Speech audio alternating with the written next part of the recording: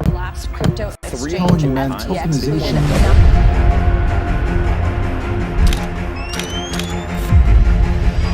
Welcome to the breakdown.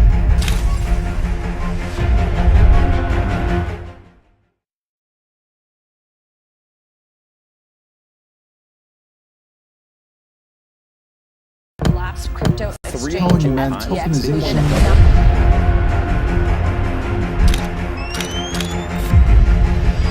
Welcome to the breakdown.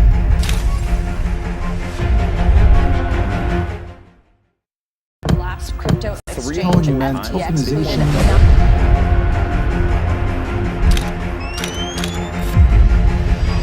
Welcome to the breakdown.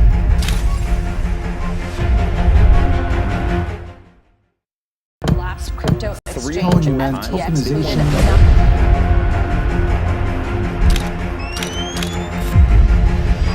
Welcome to the breakdown.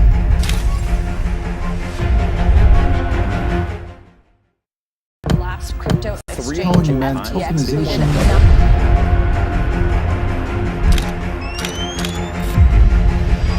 Welcome to the breakdown.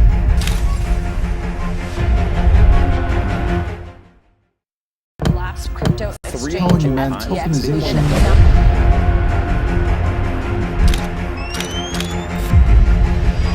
Welcome to the breakdown.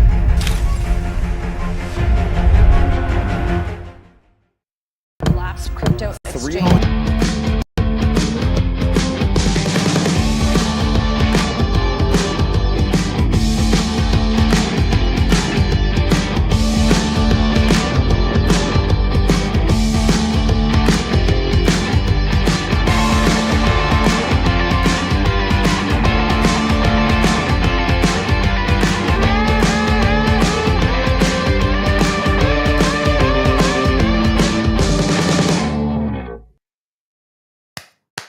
Hello, good morning, good morning. Good morning, I say. It's not a good morning. On the East Coast this afternoon, 1 p.m. Eastern Standard Time. The Breakdown, episode 579, sponsored by Gemini. Again, sign up to Gemini, click the link, trade $1,000 in crypto, get $100 in Bitcoin. A lot of you guys don't even have Bitcoin, so there you go. I did you a favor, okay? Also, Gemini.com/David G. Sign up to the credit card, the Bitcoin credit card that gives you 4% back in Bitcoin. Okay? There you go. Another thing I'm giving to you. Okay? Another. Jesus. And also this show, along with the other shows, are powered by GNN, the Gakshi News Network. Thank you very much for tuning in. Appreciate all you guys. Appreciate all the support. You know what time it is, though. Thursdays, every other Thursday, I speak to this guy. I think you guys might know him. And we go in depth into crypto. We talk about politics. I'm sure we're going to talk about a lot of stuff today that you might be interested in. Let's go ahead and just bring him in. This man, I think this man co-founded a few things. Something like Ethereum, and then he founded like something called Cardano. Hello, Charles. How's it going? Hey! Dave, oh my God. What's up, man? What's going on? How's everything? Well, out in DC, we're getting it done. There's a lot of shit going on, a lot of meetings, a lot of conversations. Lovely meeting with NIST yesterday. Had a private roundtable with a bunch of senators today and some other people. It was wonderful to be able to have a frank conversation about where we're going, what we need to do. And the good news is we're going to get there. It's going to take a little bit of time, but Washington's open for business. You know, the industry as a whole actually is being listened to, and we say, look, this boat is going to create a $10 trillion economy. This boat is going to revolutionize the entire U.S. financial markets.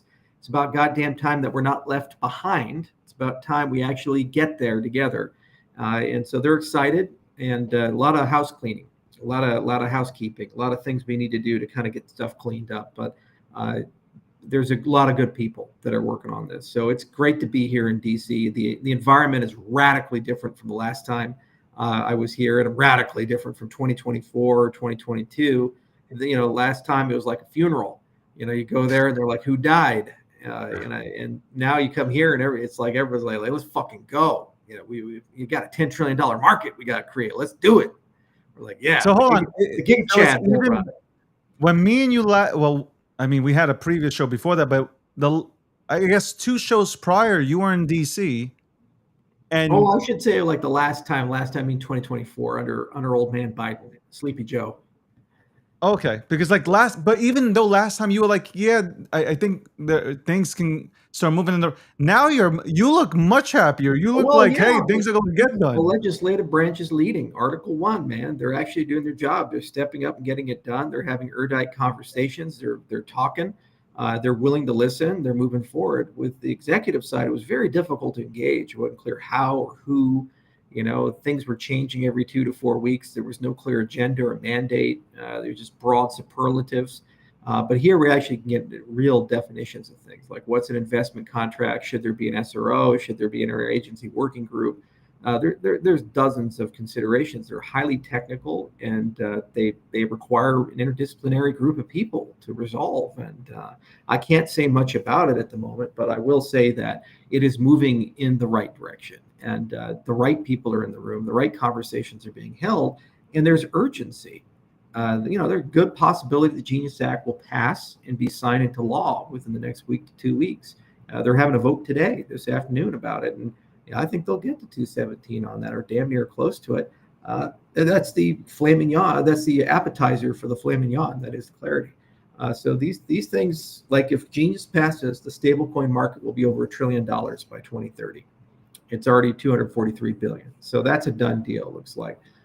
Clarity, it's the big boy. That's the Get Rid of Gary Gensler Act, and so this never happens again. And, we don't have these issues, and we can move on as an industry and get back to the business of innovation. How about that?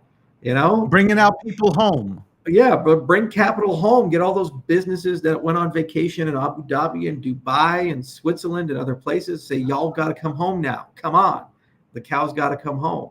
So that's what we're doing. We're bringing all those boys home, and it's going to get done, because you know what? Nothing's going to stop this train. Crypto's going to 10 trillion, and that's going to bulk of that's going to be in the United States of America. We got to get this done. Question. So obviously you're out in DC, and I'm sure you've spoken to people. The Democrats have literally been trying to do everything to stop. And this, I want to make sure. Yeah, I'm a Republican, but the reason why I focus on the Democrats is they've been trying to stall out this bill. I know it was the longest bill ever. Yeah. To try to get passed on the House floor. I mean, it's the Freedom Caucus that caused the biggest issues, because the anti-CBDC thing, and they'll get it. It'll either be attached to the NDAA or some other piece of legislation, but there'll be a path to get that in as well. And I understand where they're coming from. We had a lot of conversations about it, and I had dinner last night with Congressman Moore and a few others, and there's a path to get what they want done there. And I agree with them in principle. You can't issue a CBDC, and our trust in government is, if it's a one-way street, we look both ways. I mean, we're so distrustful at this fucking point that we can't be like, oh yeah, trust me, bro, we'll not do that. No, we need laws to prevent this.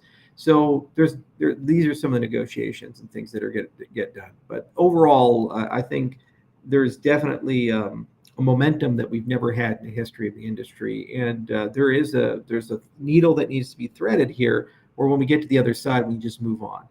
The problem with the Democrats is that in December they were bipartisan. Then Trump did Trump coin, and now they say crypto equals Trump equals meme coin equals bad. And that's what they're going to run on in 2026. It's one of their pillars. They're going to run on the big beautiful bill and the Medicare cuts. They're going to run on Trump coin, and they're going to run on a few other things in the foreign policy side. And they're trying to keep it simple for the American people. So what the party bosses are telling all the Democrats to do is be anti-crypto. And the young Democrats are saying, well, that's bad business because Trump's going to be out of office in 2029. These crypto people are going to be sitting on a $10 trillion industry. And if we continue to go to war with them, we're losing the next Silicon Valley. That's really bad for us because half or more of the people that founded crypto companies lean politically left. When you look at their age, their demographic, where they come from, a lot of these are California-based businesses. They're not exactly frothing from the mouth alt-right gun-toting Republicans sitting in Texas, So if you go and piss them off and alienate them, you're creating a group of people with billions of dollars who would normally cut checks for Democrats who are now perma Republicans. And the young Democrats are trying to tell the other Democrats, hey, guys, we really need to stop this. The problem is they just hate Trump so much, and they're just filled with so much rage over Trump that anytime Trump does something, they have to take the other side of it. And there's just no error in that, and it's a road to hell for them long term as a party.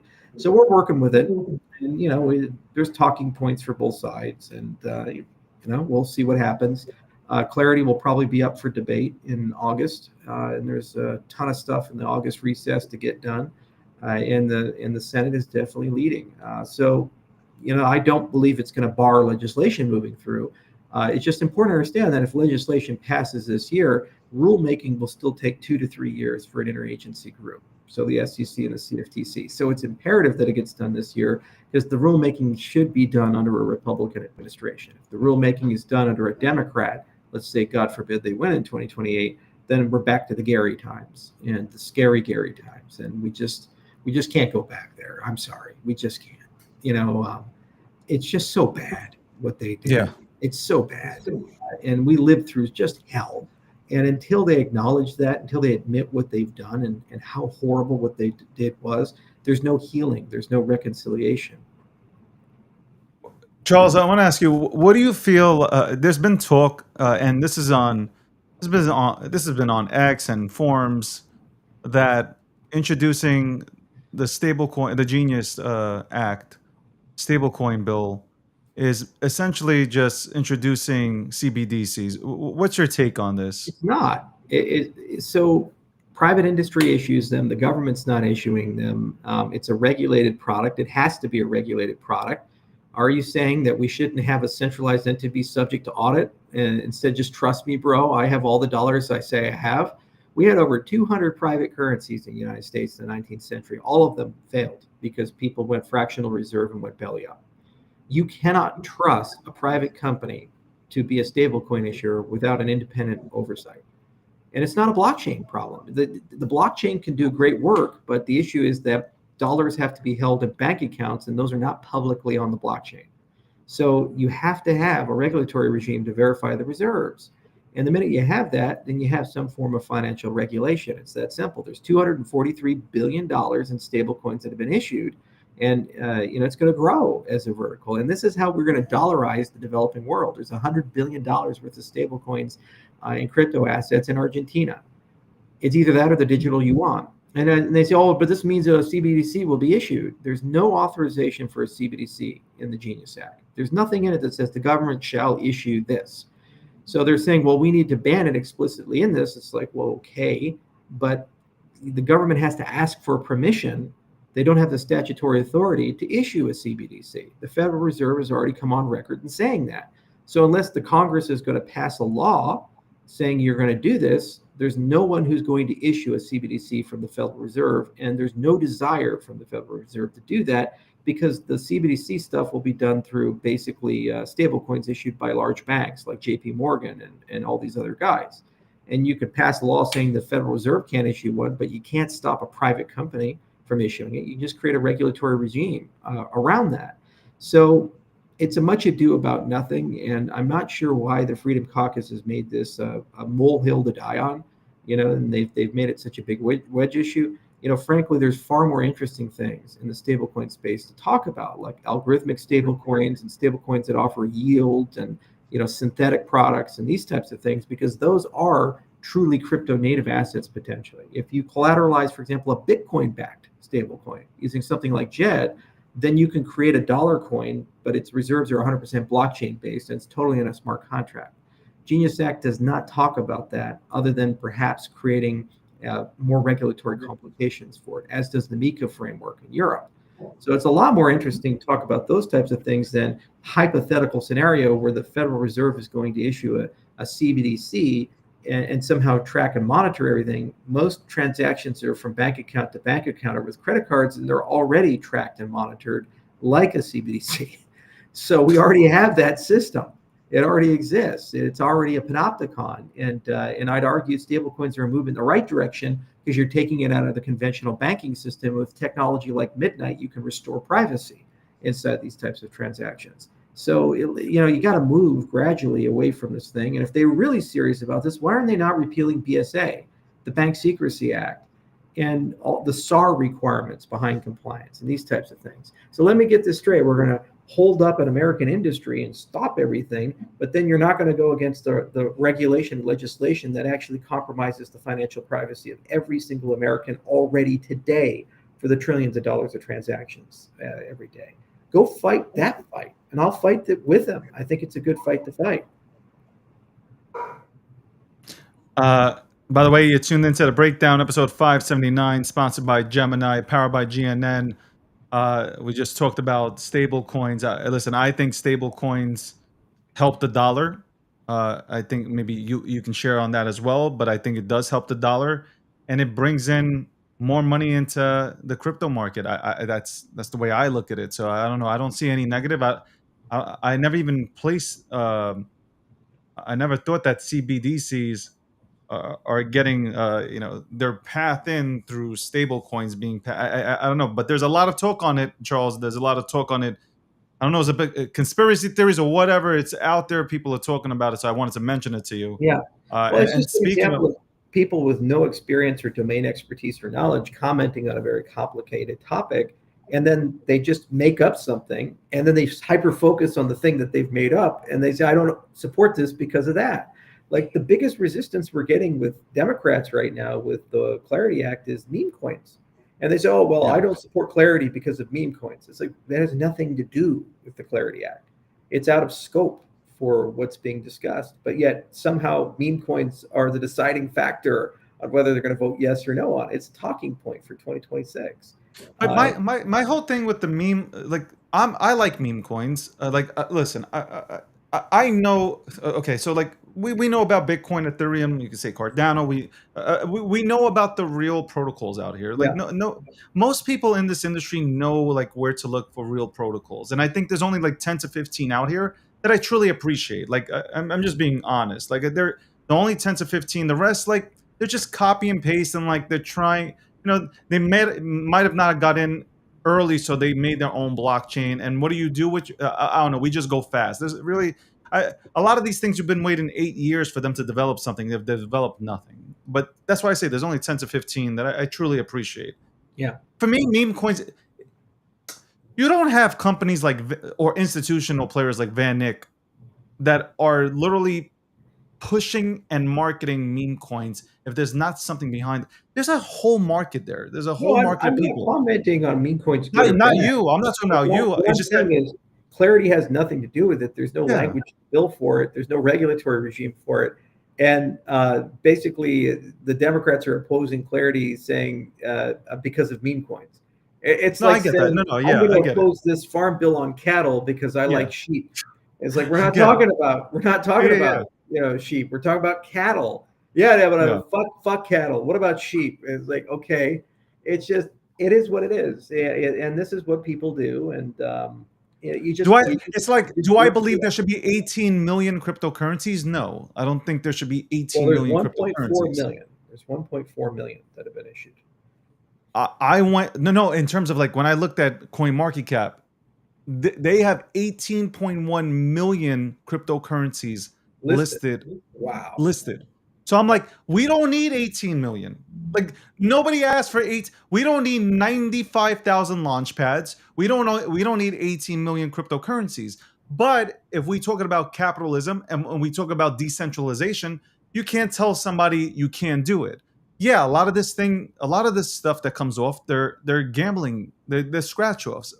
I think most adults in the room understand that. But I do believe that there is a meme economy out there that does bring in. It's a great onboarding tool at which it allows people to see and showcase the stuff that we do have here that are being built out by real builders. So that's just my perception of memes. But I get what you're saying. I wasn't even attacking your Yeah. point. It's just that when Sherman sits there, Representative Sherman, and he starts saying hamster coin and all this stuff, I know, I get it. And meanwhile, the good stuff is overlooked, and they're stuck on one thing. I get it. Speaking of the Fed, because you mentioned the Fed, Trump, and we're going to talk about Trump here because I need to pick your brain on with Trump here. So let's start with I know you know what's coming. Let's start with Fed, right? The Fed, Jerome Powell. He's just like, to me, I don't think he doesn't want to cut anything. Like I think he's just doing this on purpose. You have Trump coming out there every day talking about get rid of him. He's useless. We should have read. He wants a 3% cut. He's going out saying all these things. He's going to fire him. Yesterday, though, when asked, "Are you going to fire him?" he said, "No, I'm not going to fire him." And then 5 minutes later, he's like, "But he should resign. He's useless." Well, I mean, I'm laughing because it's like always back. Number one, is it true, or are you hearing rumblings that Jerome Powell might be resigning because, like, maybe just because of all this shit that he's taken on from his perspective, like all the heat? Do you think he resigns? So the thing is that the first question is, what is the Federal Reserve? Is it a private institution? Is it a public institution? It's this weird chimera where it's neither and both. And also, is it in the legislative branch or is it in the executive branch? And it's so it's probably not constitutional, the Federal Reserve Act that was passed back in the 1910s. So if Jerome Powell pees in the water too much, what will end up happening is Trump will just simply fire him. And then he'll say, you can't fire him. You don't have the authority. And then Trump will say, no, you're a member of the executive branch. I have every right. And they'll just directly petition the Supreme Court. And then the Supreme Court can decide what box to put them in.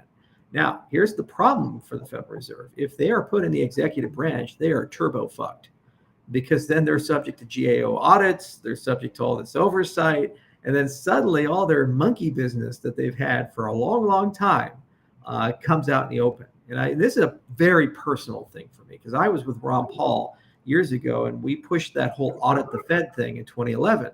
And we got a lot of Congress critters, signed on to that. And they all looked at us like we were green-eyed monsters. They were like, wait, they're a government agency. Of course they're subject to an audit. We're like, no, Congressman, they're not. And they're like, what? That's crazy. And then somebody got to them. And then we talk to them two weeks later and be like, we cannot audit the Fed. We need monetary independence. And we're like, what happened to you, Congressman Smith? And so we've been wanting for 14 years to audit the goddamn Fed. And if the Fed keeps pushing this and Trump actually gets Supreme Court clarity and they get forced into a bucket to become an executive agency, then they're fucked. So Powell may have to resign just by presidential pressure, because the institution will not want to submit to a regime with a Supreme Court that was more willing to get rid of the Chevron doctrine and and affirmative action and all these other things. You do not want to take this fight to the current Supreme Court. They are definitely well more willing to make some massive changes to it. So why does he want the rates cut? He wants the economy to look good. And there's a latency for these things. So if you get a new guy in, you cut, there's a good shot the economy be decent for the midterms. And if it is, then the Republicans, maybe they don't lose 40 seats, maybe they lose 10 seats or something like that. Yeah. So they still have something. And that's why he wants it. Every president wants the Federal Reserve to pump the accelerator, so that their economy looks good. And then, the recession comes when their successor comes in, and then they have to deal with the sack of shit. That's just how politics work, and that's why monetary independence is important, because you don't want politicians going in the short term fucking the economy. The problem that Jerome Powell has, and any chairman of the Federal Reserve has, is you have this massive national debt. You have these huge deficits that are basically being spent, and you have two choices. You can either blow out the debt, or you can cause a recession. What are you going to do? Do you want to collapse the economy and make everybody poor for a little while? Or do you want to like massively accelerate deficit spending and debt spending and blow up the national debt? And at what point does the dollar die? And at what point do you cause stagflation? As we learned pre-Volcker in '79. So it's a challenging job, and this is why regulation of the monetary supply, the way the Federal Reserve does it, is probably a really bad idea. We tried to tell them that in 1912, but they decided to go to Jekyll Island and create this monster to begin with. And when they created this bank, they said, "Oh no, we're so smart. We can price money, and we know how to do that from our arcane, a group of things." Like, well, nobody prices Bitcoin. Nobody comes around in some Bitcoin committee and says, what should the interest rates on the Bitcoin supply be today? Like, no, Bitcoin does Bitcoin, God damn it. So Correct. Nobody needs to come in and price the US dollar. Let the markets do it. And the markets will do an adequate job of setting interest rates and the value of the dollar. And let's embrace a deflationary monetary policy and actually go back to something that's back to commodities, including crypto. I love what Milei's doing in Argentina, where he's actually trying to kill the peso and replace it with private money. And he's almost there. They have a $700 billion economy and $100 billion is in crypto. And he's like, put your foot on the accelerator. Let's go. Andale. And so, you wake up in 5 years and maybe half the Argentine economy will be in crypto, in which case they're basically a private money country. Why can't we do that in America and let people have freedom of choice of what money they want to be with, and the economy will do a great job? Or you can just have this war machine Federal Reserve deficit spending monster, and basically I benefit as a billionaire from the way they structure things, make a fortune from it, but then the middle class gets totally wiped out because they have to deal with the consequences of inflation, and they don't have proportional wages increase to the debasement of the money. So you go from Homer Simpson being able to buy a house and have 3 kids and his wife stays at home to married couple lives in an apartment with their dog and they can barely afford the dog food, and they have master's degrees and 3 jobs each. Doesn't make any sense. You're systemically robbing the impoverished people. Man, good points. Which leads me into, because you said midterms, and I think. I don't know what you're thinking here on your side, but my personal opinion, I think for the most part, the Trump administration has done a hell of a job. And maybe that's me just saying that because for the last 4 years, I've witnessed the horrific job that Biden and that administration did. So, anything looks good, right? Not be a cancer-ridden dementia puppet that, pees on the rug and uses an auto pen to sign, pardons. I mean, the bar was so low. He's even admitted it. Yeah, He's admitted that he didn't sign. It was so low. Everything was bad about it. Biden never found something he couldn't fuck up. But that's my thing. It's just like,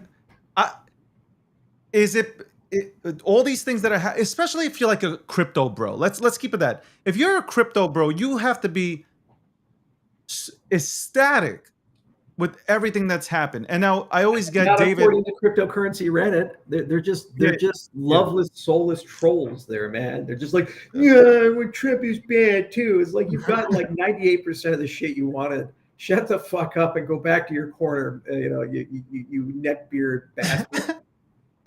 But the 2%, there are people out here like, but we're not supposed to be in line with the government, bro. We have no other choice.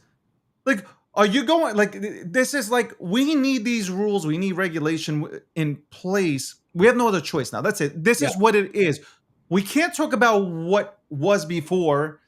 It's what it is now. And what we had 4 years ago was hell. And now we have an administration in office that is doing everything possible and being proactive, bringing people like you out to Washington to make sure that we can get clear. The Trump administration didn't bring me out to Washington.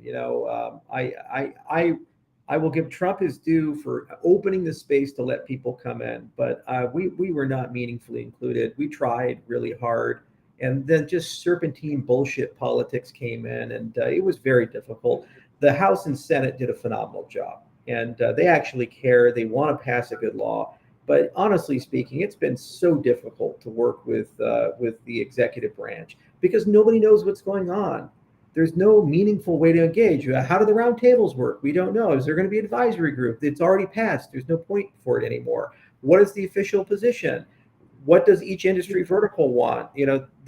When I was in the running, what I told them is in the first 90 days, what you need to do is you need to have every sector of the cryptocurrency space take the top 10 to 15 people in it for NFTs and meme coins and DeFi and exchanges and stablecoins and say, all right, kids, what do you want? You have 90 days, write it all down, get together, put a consensus for the subcommittee. And then you go to all the administrative agencies, the CFTC, the SEC, all these guys, say, what are you concerned about? And then you put it all together into a consolidated report. And you say, this is the official position of the executive branch. And this is what we want. And this is how we're going to stage it and do it. And you sit down with the liaisons on the legislative side, so the House Finance and the Senate Banking Committee, and you basically get those touch points. And within 180 days, you have total clarity, and everybody feels included in the process. That did not happen.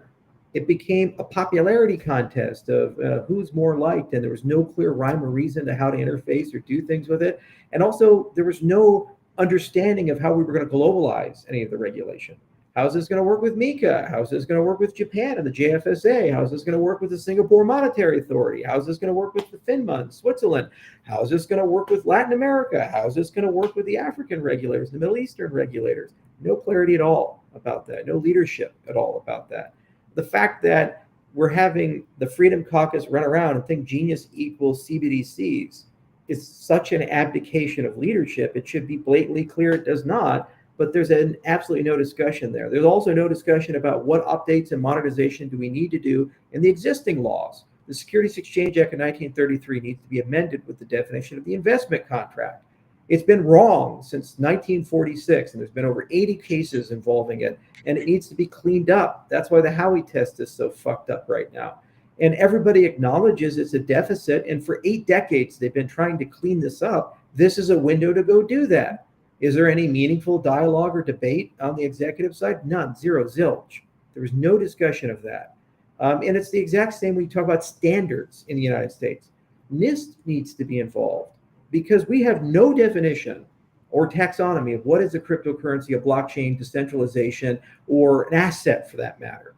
So the guys that are responsible for defining our cryptography, the cloud standards and all the other things, maybe they should be in the room to have a conversation about what is decentralization, these other things. We trust them with those definitions, and all of our classified information relies upon it. They just finished the post-quantum standards, for heaven's sakes. But no, they were completely excluded from the process as well. It's just, I could go down the goddamn list. I am so unbelievably frustrated with that. Is it Trump's fault? No. He doesn't really get too involved in these details. Elon Musk picked the guy who's at the top right now, and it is what it is.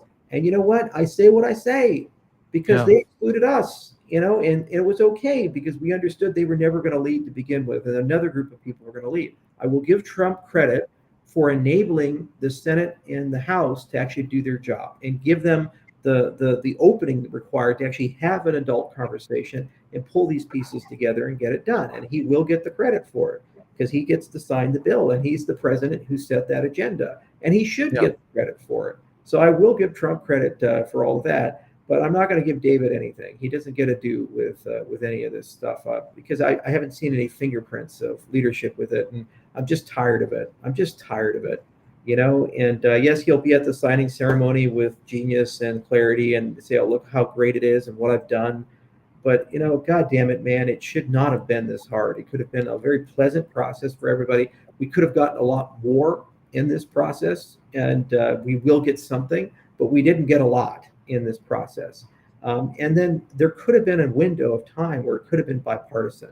And we could have gotten, 20, 30 Democrats in the House and probably 4 or 5 Democrat senators to come across the aisle and make this bipartisan, which would have solidified the bill and made it much less likely to be repealed and much less likely to be challenged. And we'd have had better rulemaking altogether. They were excluded completely from the process as well. And there was a window of time where they could have been included in the process. And no, they're not all evil, horrible, disgusting people. And they all love Gary Gensler and Elizabeth Warren. In private conversations, they were just as disgusted as we were about this. And they did not want to go along that ride, but they had to fall in line because of party politics. If you create the right windows and you have the right leadership, they don't have to fall in line. They have a window to be able to break and actually become bipartisan. But none of that was created because this person has no legislative experience. He has no idea how to bring people together and steer the dialogue in the right direction. We just lived through Black Lives Matter. We just lived through all this racial woke stuff. And what's the crux of it? That systems are systemically racist. Well, the only thing that can't be systemically racist by design is an algorithm, is a protocol like Bitcoin and Ethereum and Cardano and these types of things, because they don't know who you are. They don't know it's David Gottstein. They don't know if you're Jewish or Catholic or if you're white or black. They don't care if you speak Spanish or English. Everybody gets to use the system the exact same way. So if we actually believe that they believe about equity and these things, the only system that actually preserves that concept is a blockchain system. That's where you start the conversation. And then you say, what do you need for us to follow through? And yes, Maxine Waters is angry, but she doesn't even know how to operate a fax machine, much less a computer. She's not in the conversation, okay? You talk to the next generation, or actually 2 generations ahead, because she's that old.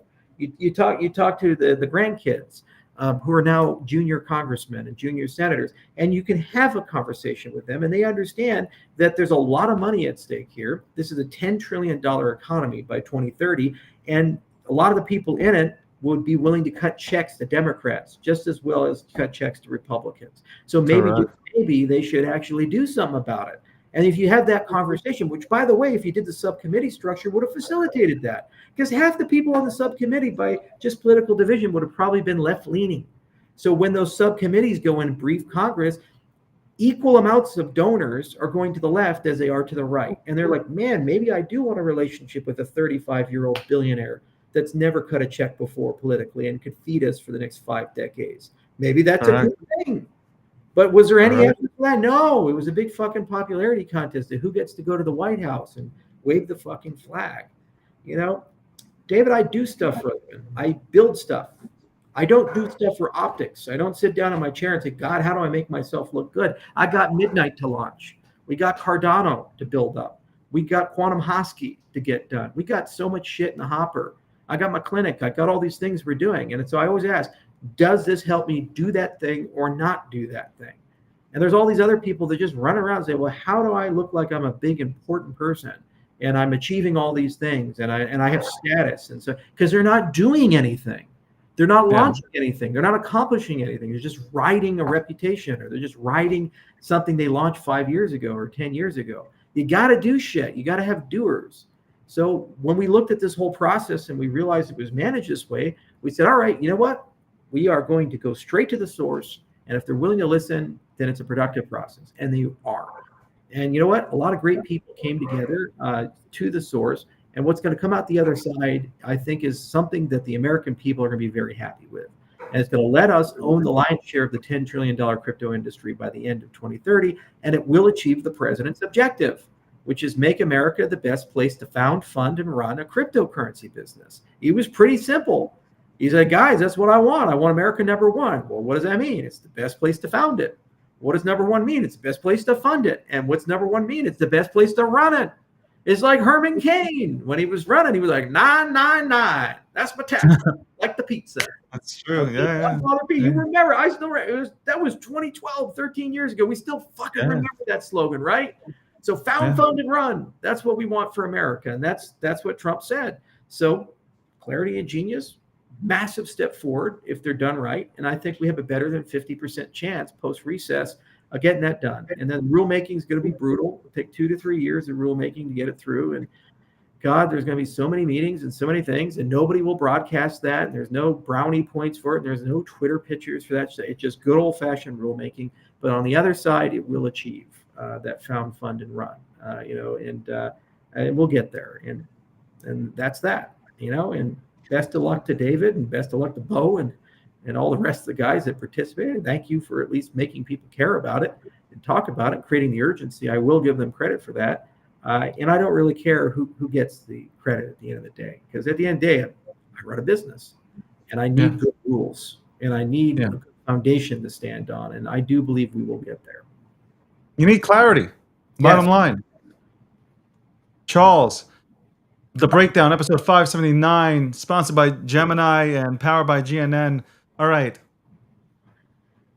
You talked about midterms, and Trump is out here. So I just gave him, from my side, I've given, again, it could be two things. It can be that again, the last 4 years was so horrific that now Trump's here with this administration, and it's just like, I feel like we can breathe again. I feel like we were drowning in the ocean, and finally the lifeguard got to us and pulled us up, and I could start breathing a little bit.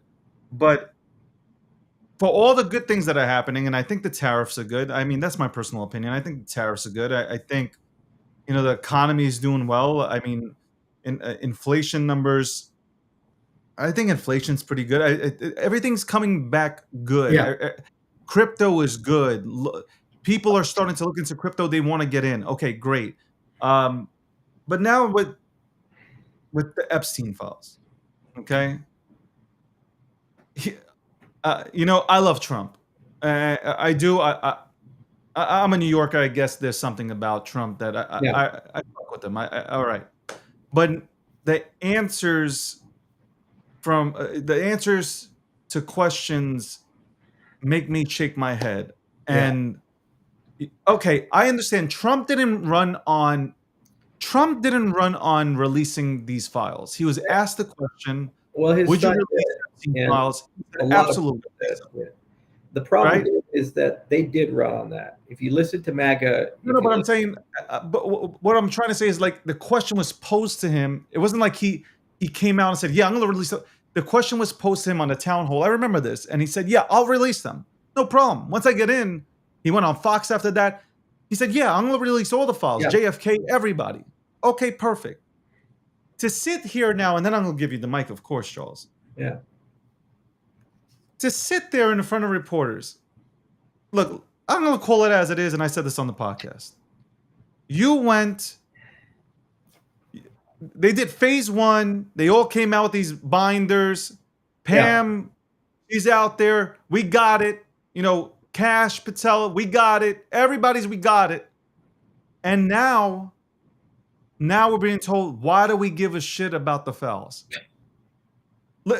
You'd rather say nothing. You'd rather just say nothing. Right. He says it, and he's standing on it now. And Yeah. it's just like, what are you doing? Like, Yeah. you could support Trump, but you can also say, like, this is bullshit, bro. Like, what is happening? Like, I know, and I'll say this before I give you the mic. I, in my heart, believe Trump didn't go to the island. And I believe it's even documented that he's never gone to the island. 7 times he went on this goddamn plane from, I think, to Florida to this, that, with his wife and others. I believe he didn't do nothing naughty, okay? And if he did, I'll be the first one to rip him apart. But why can't we know the other people that were involved in this disgusting ring of torturing kids? Like, and how can he just push it away? I am blown away by his fucking responses. Like, I am literally blown away. I give you the mic, Charles. Make it make sense for me. It does make sense. Well, I'll make it make sense, but you're not going to like the answer. So the fundamental problem here is, first and foremost, they handled the transition of government wrong. The first thing you do is you say this is a dual investigation with the Epstein thing. It is a criminal investigation, and it's of the seriousness that you need to apply a special prosecutor. And what you do is you find one of those extremely vigorous, hard-ass people that was raped when they were a kid, and they just, like, this is so deeply personal, they will burn you to the fucking ground. Okay, that's the person you find for that investigation, and they will leave no stone unturned, and you give them unlimited resources to basically pursue it, because you have to interview 1,000 victims, and you have to say who raped you and when did it happen, where did it happen, can you describe the person, and you correlate it with all the files. Then the second is a counterintelligence investigation, and so most of the people who are on this list are in the inside track of the government, which means they have security clearances, and if they're subject to compromise, then you have to investigate that. So there's an intelligence investigation as much as there is a law enforcement investigation. And day one, you assign 2 independent people to go and do that who are beyond reproach, and you give them carte blanche to go and look into these things, and you make it uncomfortable.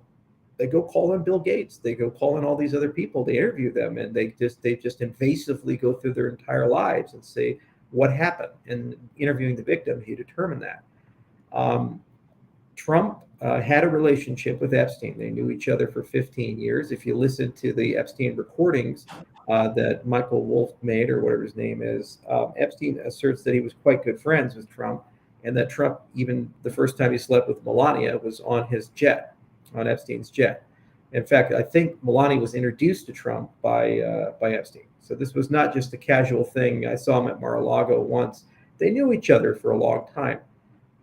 Who knows what the nature of the relationship is? That's the problem. We don't know. And so Occam's razor would say that there's something in the files that would be problematic for Trump or someone close to him. And that's why he doesn't want to release it. That's the simplest explanation of why they're not doing that. The problem MAGA has is Kash Patel said, release the files. Bongino said, release the files. Pam Bondi said, release the files. Don Jr. said, release the files. You go down the list. Everybody in MAGA land is, we are the anti-pedophile party. Joe Biden is the party of smell little kids' hair. You know, we don't like the pedophiles. We're the ones who are actually get rid of them. And then when they get power, then somehow, some way, they just say, let's just forget about it. It didn't exist. It's not here. You can't do that. It's a complete betrayal. It's a 180. And also, it creates a permanent speculative angle that is problematic to restoring trust and credibility in the government. You know, the whole point of an outsider is to clean house and reset. We can't live in a society where we perpetually don't trust the Department of Justice, the FBI, the CIA, the DOD, the CDC, the NIH, academia, the media, go down the list. And currently right now, especially in MAGA, if you look at that, you'd say, okay, well, do you trust the government? No. Okay, can we live in a society where we don't trust the government? No, we can't. It's not because you've given them the authority to kill you. You've given them the authority to tax you. You've given them the authority to imprison you. You've given them the authority to control every facet of your life. So if you don't trust them, but they preserve these authorities, we're at an impasse that will result in a civil war. It's just that simple. So a good president will say, what are the institutions that I need to restore trust, faith, and credibility in? So what do I need to do? Well, the Epstein thing is not the only thing, but it's a big thing because it's a wedge point between the common man and the elite man. It says the elite man can go and rape children for 2 decades and not only get away with it, but then be given power and rewarded. And the common man, if you get a traffic ticket and you don't pay it, they're going to break down your door and arrest you.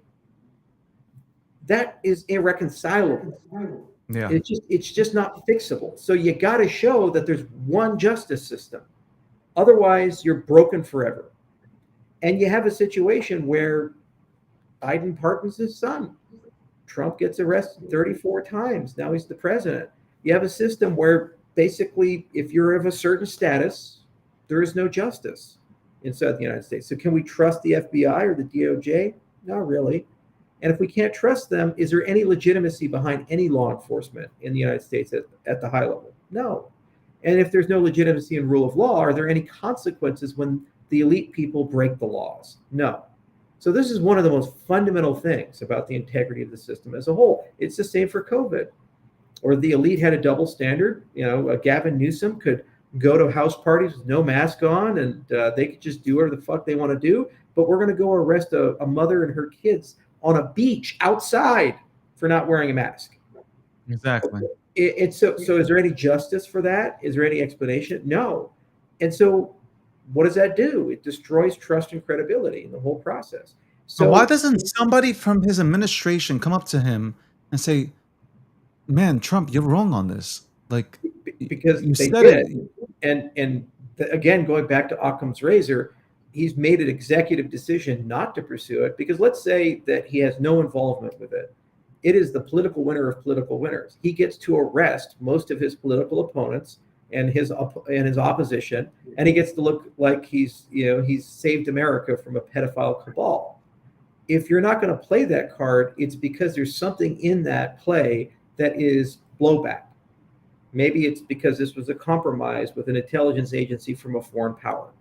Maybe that blowback is that he has some connection to it. Maybe that blowback is somebody in the family or a close personal friend has a connection to it. We just don't know. And the point is that if you want to restore trust and credibility, you have to have an objective, neutral, third-party investigation, both on the counterintelligence side to rule out other nation states and on the law enforcement side. And if people say, well, I just can't trust those institutions, then what is your remedy? Honestly speaking, what is your remedy? If you can't trust anything, anywhere, anytime, ever, well, then what is the point of anything? You might as well just kill yourself, because it's never going to get better. It's only going to get worse. And they just conspiracy upon conspiracy upon conspiracy. And unfortunately, that's where we're at in America 2025. That's why I'm such a big blockchain guy, because that's the only source of truth that seems to be beyond reproach at the moment. I can't trust anybody, so let's just blockchain shit, because then we can build a root of trust there, and then we can gradually rebuild society around it. But it's not just Epstein. It's also the money system with the Federal Reserve. Can we trust it? No. It's the intelligence community. Can we trust them? Trump said, I'm not going to let the intel community do this. And then he handed Palantir what DARPA tried to do with IAO, the TIA thing. So basically, Palantir is building this panopticon of intelligence, and they're going to read all your emails. They're going to track all your positions, or use your cell phone as the big spy tattletale, and they'll get total information awareness. And they sold it to him as, well, we can use this to deport people. But it is the biggest invasion of our privacy as Americans in the history of the nation. And he just handed it to Palantir, blank check, go take it, a private company. You know, that's not what I signed up for. That's not what the American people want, and it's not going to restore trust and credibility. He said he's the anti-war president. Then he just went and bombed Iran. There's something even George Bush didn't do when he had the option back in 2007. They chose Stuxnet over a bombing because they thought it was too risky to bomb that nation state. But now we've just attacked another country. If somebody went and blew up a bunker in Florida, you know what we call that? An act of war against the United States. But when we do it with Iran, oh, well, it's not an act of war. Now there's going to be peace and all this type of stuff. It's like, I thought you said you're not going to declare wars on people. Yeah. We're going to end the wars and have a humble foreign policy and these types of things. You know, and this is why it's hard for me to have a relationship with the executive branch right now, because I don't fall in line. I speak my mind. And when he does something good, like what he's done for us on crypto, I say that's great. Or, you know, when he goes and kicks the Europeans in the teeth and say, pay your fucking obligations with NATO, that's good. And when he has an aggressive, like, DC's looking great, man. He cleaned it up. You know, the graffiti's starting to go away. The homelessness is starting to go away. The crime is starting to go down. He went and kicked these guys in the face and said, go clean it up. So I give him credit for these types of things. But on the other stuff, like restoring trust and credibility, especially with Epstein or with the foreign policy or the monetary policy, the big, beautiful bill, increase the debt by $3 trillion. I know Thomas Massey, and he's not an irrational, evil guy.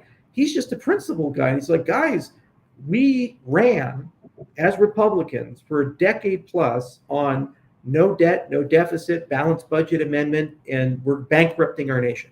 Then the minute we get power, we go add $3 trillion to the debt.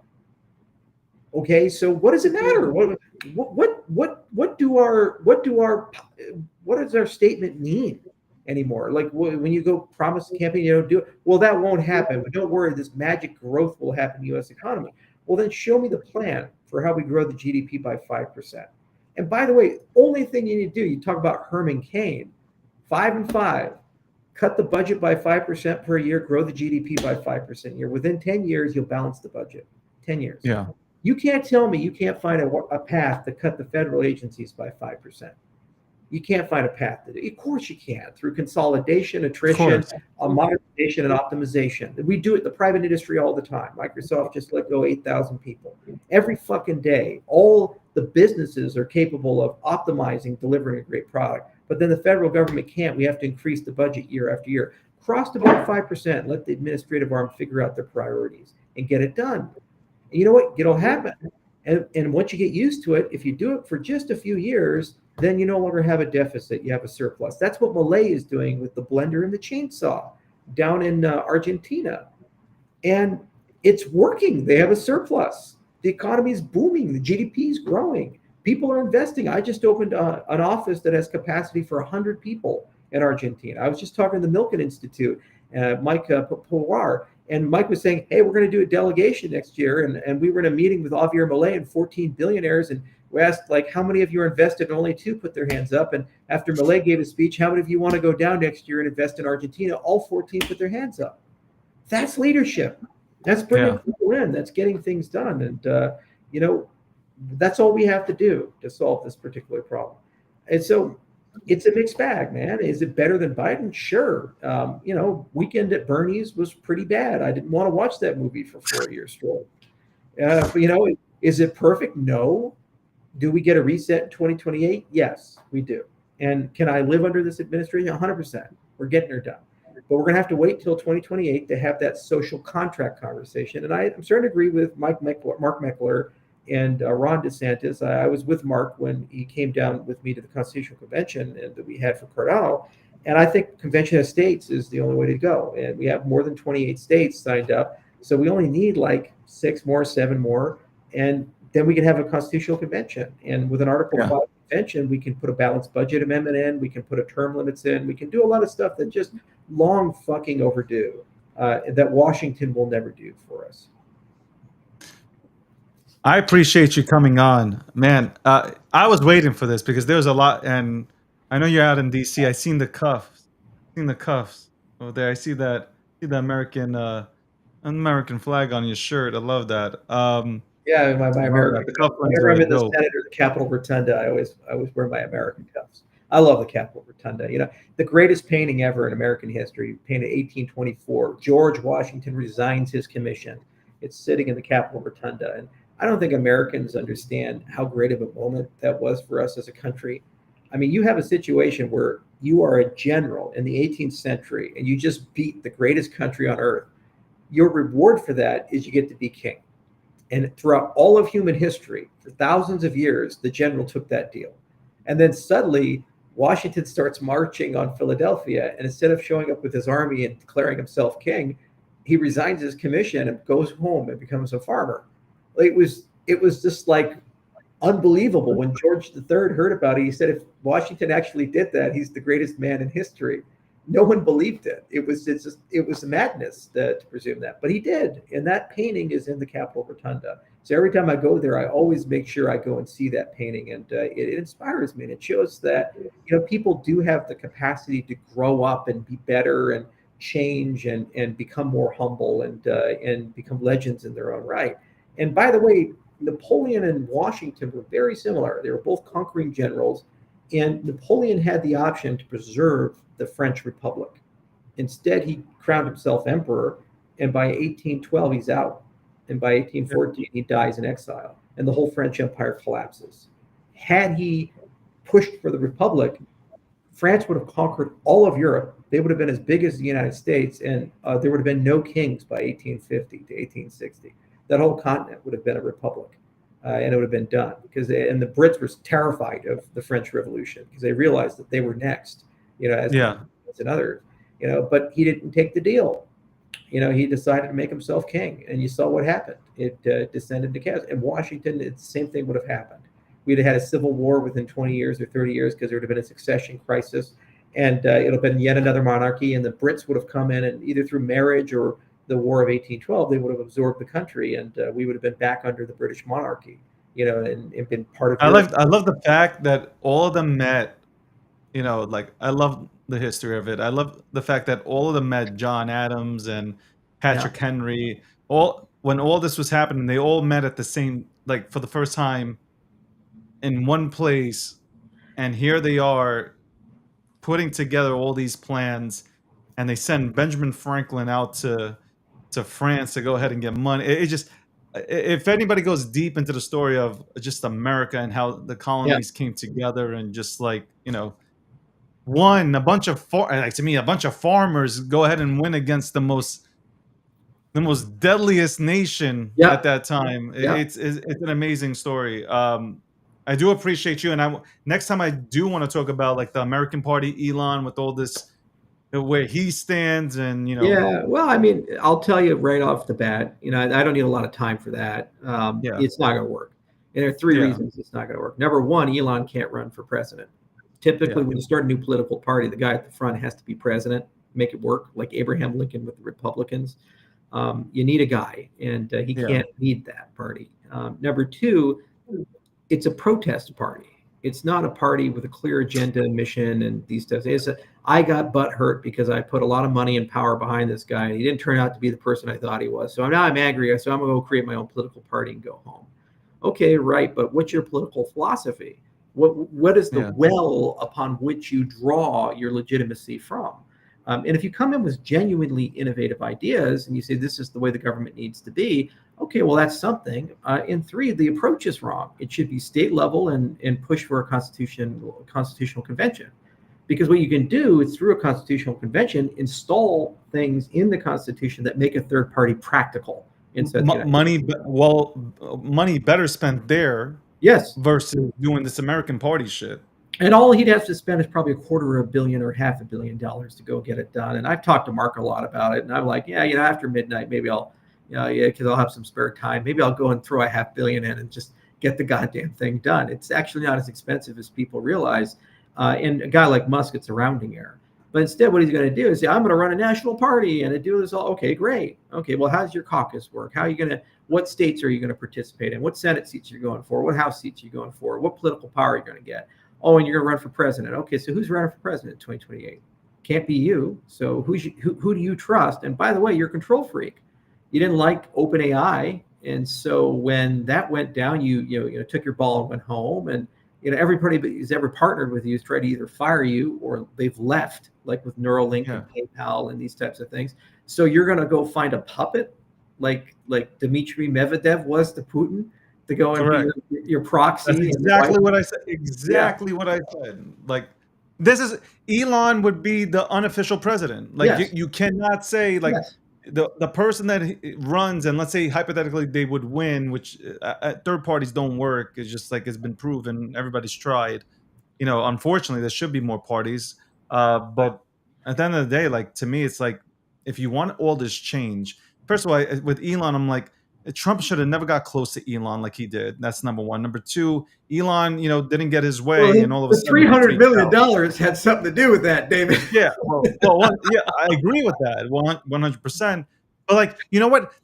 Elon benefited from Trump as much as Trump benefited from Elon, right? Yeah. Because if Kamala wins, Kamala and Tim are taking down X. They're taking out everything that you've had. I mean, like, he sat there. He did an interview with Tucker Carlson and said, if Kamala wins, I'm going to jail. So, I mean, you got something from Trump.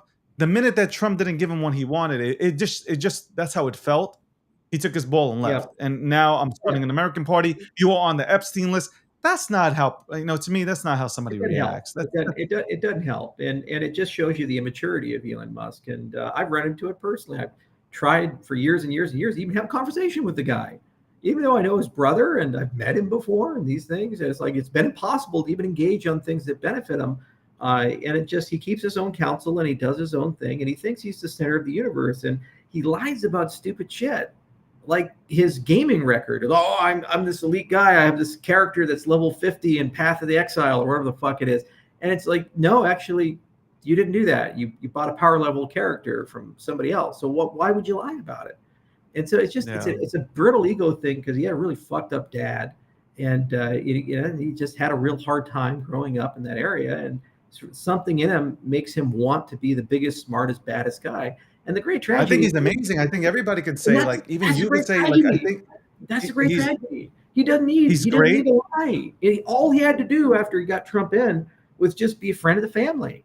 And he would have gotten subsidies for SpaceX and Tesla. He would have been a kingmaker like Peter Thiel, been real quiet, and he had gotten everything. And he wouldn't have never had any of the political problems that he had, or like people setting Teslas on fire, any of this other stuff. And he'd still be consulted on a near daily basis on various things. And also he'd be the kingmaker in 2026. Because he's the guy that can go cut $1 to $5 million checks in every single swing state and race. So those 40, 50 Congress seats that are going to be real hard for the Republicans to hold, Musk could go cut $200 million of funding to shore them up and make it from a landslide to a close call and potentially even keep the House.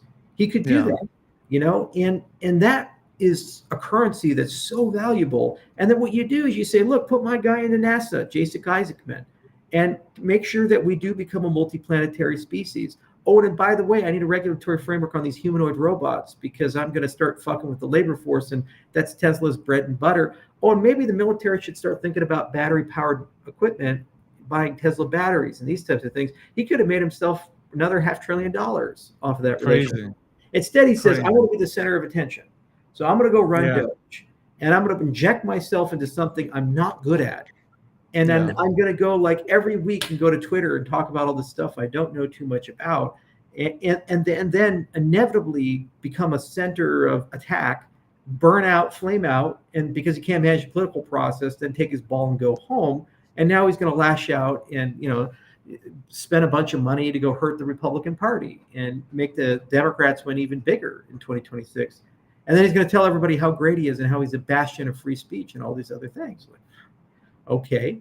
It's just not, it's not real. And I can understand why Trump's pissed off about it. And a lot of the people in the Republican inner circle were pissed off about it. But I remember back in December and January, he just had so much say and power. Like the crypto czar thing, 20 plus people were interviewed for that. And then suddenly David Sachs gets parachuted in because he was a chief operating officer at PayPal under Elon Musk. Yeah. No experience, no knowledge. He's the AI czar too. By the way, where's our AI policy?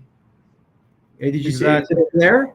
Is it over there? Where's our area? You got some AI in your back pocket there? Because what's our big thing on AI? What's our big AI bill? Yeah, when that happen? I guess we should go talk to that czar about that, since like he's the AI guy. He knows everything about AI. Give me a I thought the Republicans would win more seats during the midterms. Yeah. I think the only thing right now that's put a little, not even a little, but threw a wrench in those plans is this Epstein shit. Yeah. Because whether you're a Democrat or a Republican, it doesn't matter. Nobody likes pedophiles. Nobody likes people that harm children. You go into a dying company, you got to do stuff to fix it. And in the short term, that medicine makes the person sick and they lash out. So if you come into a dying government, you got to deport people, you got to fire people, you got to cut budgets, you got to be a hard ass on certain things. And every time you do that, you make an enemy. And every time you do that, you get a criticism. So what ends up happening is if you lose seats in the midterm following, it means actually you're effective because you're paying the political cost for the remedy that you've inflicted on the nation. And so that's why almost every president, except for George Bush, because of 9/11, loses seats in the midterm. Reagan lost it. Eisenhower lost seats. All of them, they lose some seats in the midterm because they're dealing with the afterbirth of the policies that they have. But you don't govern on a 2-year cycle. You govern on a principle basis, and you look at the long arc and you say, look, I do my job in 10 years, 15 years, 20 years, we're better. Reagan's economy, after he was out, the GDP tripled in America. Yeah. The Soviet Union died. His whole thing was, I want to go kill the Soviet Union. By 1992, an empire that controlled a third of the planet died without a single bullet fired. And Reagan had a huge amount to do with that. And that's why he's considered one of the greats. So I don't know, who cares if we lose some seats? It's okay. You just have to compromise and be bipartisan. So you load your most controversial stuff in the first 2 years, and then you backload the rest of the stuff as a bipartisan compromise. And usually through rulemaking, you can kind of get your way through it. The Republicans also, who's the bench for 2028? They got to make that decision. They got to start rallying around either J.D. Vance or Don Jr., whoever the hell the heir apparent is for MAGA. But that's the legacy of Trump. Reagan made the decision for H.W. Bush. He's my guy. Okay. And Obama really didn't do any favors for Biden. That's the reasons why Hillary Clinton was able to take it in 2016 and why Donald Trump won. So Obama was so egotistical, he couldn't think of a presidency beyond himself. So he never allowed anybody to be built up in that presidency that could actually succeed him. And Trump's got to now make the second part of his presidency not just about him, but about the philosophy and core of the MAGA movement. What does MAGA mean? Honestly, what does it mean? When I put on the red hat, what am I signing up for in terms of taxes and healthcare and Social Security and immigration policy? Is it just whatever Trump says is good? Well, that means the minute he's out of office, MAGA is dead. and the entire Republican Party is up for grabs, and anybody can put a new philosophy in. So he's got to build that philosophical core, which, by the way, that could have been Musk as a kingmaker. He could have brought in Peter Thiel and all these other guys, and they could have been a shadow group. And like William F. Buckley back in the day with the conservatives, could have written down the entire fucking raison d'etre of MAGA. And Trump would have signed off on it. And they say, you know what? We're going to put our money where our mouth is. Whoever supports us $2 billion in the next election. Yeah. Boom. It's done. And that guy's going to win. And you know what? He's going to codify MAGA. And then that becomes, for the next generation, the Republican Party. That's what Ronald Reagan did. When he took over the Republican Party, he said, this is what it means to be a Republican. And, you know, every goddamn Republican up until Trump. So you're talking about, what is that, 36 years? That's a lot of years. I'm a Reagan Republican, and I believe in the small government and this, and then Trump comes and he took over the party, and he didn't just take it. He took the philosophy. He said, no, it's all about MAGA now. Make America great again. Well, that's great, but we got to write it down, and we have to codify it because it has to succeed him because he's 77, 78 years old. This is his last term. He can't run again. And there's no logical successor at the moment. It can be Vance, it can be Don Jr., it can be somebody else. But, you know, it's unwritten. So he's got to worry about the legacy thing, you know, as well and figure that part of it out. I appreciate you for coming on. We'll speak again in the next 2 weeks. Hopefully we'll get some more news from you. Obviously, you're in D.C. There'll be some releases from the Senate soon, and look for those. And there's some good stuff that's coming. I can't say much more, but the process is moving in the right direction. And, you know, we're getting it done. And there's been some great leadership in the House and Senate. And also, I'm very thankful for Trump to open up this space and actually get it done. Just the very fact that he said it's a priority, made it a priority.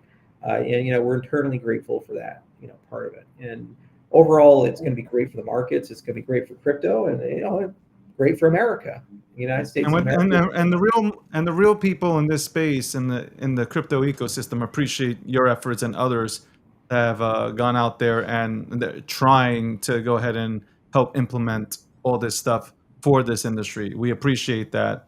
And and again, in the next, all this stuff comes out in the next 2 weeks. I mean, you can sit down and go over it to be allowed to go ahead and talk about it. Yeah, the August recess is going to be fun. All right, thanks, David.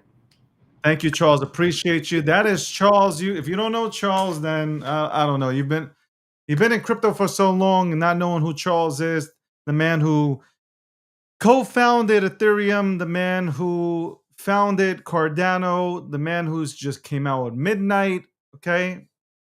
Midnight, which is, you know, being talked about by, you know, Bitcoiners, okay, Bitcoin DeFi, a lot of things cooking, you know, I'm talking about a lot of things cooking. Ladies and gentlemen, the Breakdown episode 579. I'm sort of not shadow banned, but I am. I don't know. It is what it is. Sponsored by Gemini. Sign up to Gemini. Click on the link. Trade $1,000 in crypto, get $100 in Bitcoin at Gemini. Also, Gemini.com/David G. Check out the Bitcoin credit card. Crazy 4% back in Bitcoin. 4% back in Bitcoin. You can stack stats on purchases, bro. GNN, Gakshi News Network, is the network that goes ahead and brings you some dope-ass personalities, okay? 2 p.m. Eastern Standard Time, which is 15 past 2. You could tune into Hotep Jesus on Hotep Jesus is live on Kick. Subscribe to Jesus, okay? Hotep Jesus, that is. He's breaking down stuff. He's always coming up with some good content and good conversations. 4 p.m. Eastern Standard Time, Julie Kennis, she is on YouTube and she is talking about crypto on Crypto News. Tune into Julie Kennis. She's bringing that fire. 9 p.m. Eastern Standard Time, we come back with a nightly recap. Check us out. Check out the staff as we go ahead and break down the news. Mondays through Fridays, crypto, politics, whatever's trending.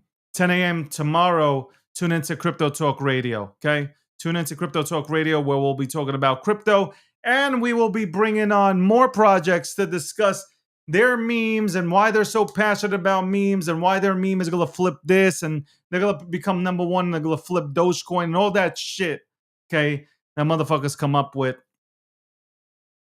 Ladies and gentlemen, we'll try not to bring Blue up because Blue scared the fuck out of everybody. The panels, the people that were waiting, Pawn Talk with Blue, this dude scared everybody, okay? The guy scared everybody. Everybody's shitting in their pants. Everybody had to put on the Penn's diapers. Anyway, I appreciate everybody who tuned in, okay? I'll see you on the next fucking show, okay? I'll see you. On that note, ladies and gentlemen, I'm looking for the button for me to exit this goddamn show. Where's the goddamn button? Where is the button? Anyway, I'm out. Collapse crypto exchange Told you, man. FTX Tokenization. with